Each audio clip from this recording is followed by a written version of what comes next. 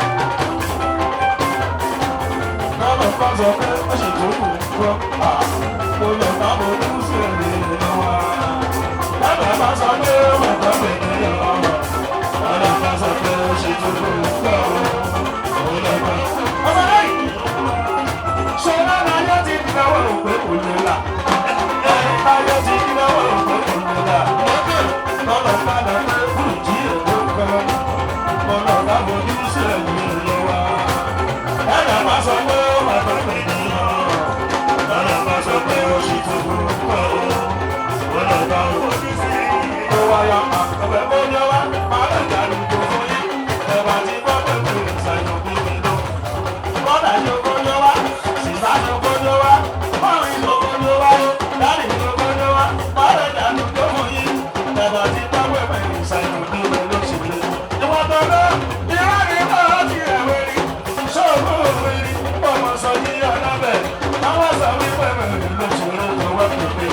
Jọ́ tijó ni wa máa lọ pàdé ẹjọ́ sílé. Bàbá tí gbọ́ pé mẹ́rin ìṣẹ̀lẹ̀ ní ìlú ṣòro. Ṣé bóyú máa máa ń ṣeré tí ó yẹ lọ́dọ́? Tí ìkọ́kọ́ wọn, ìgbọ́dọ̀ tí ẹ̀pà lọ́jọ́ òwúrọ̀. Ìwọ ṣàmà kúlọ̀, ṣàmà kúlọ̀, ṣàmà kúlọ̀, ṣàmà. Sáré tó ń gbére mú ní láyé pẹ́. Kò ṣe pàdó tẹ̀tọ̀ kò láyé jó. Nínú lórí ó ti dàgbọ́ jẹ́. Ó ti wá institution kankan. Sáré tó ń gbére mú ní láyé pẹ́. Kò ṣe pàdó tẹ̀tọ̀ kò láyé jó. Nínú lórí ó ti dàgbọ́ jẹ́. Ó ti institution kankan. Thanks for watching this video. Please don't forget to click on subscribe button. Kindly comment and share. We drop new videos daily. Thank you. God bless you.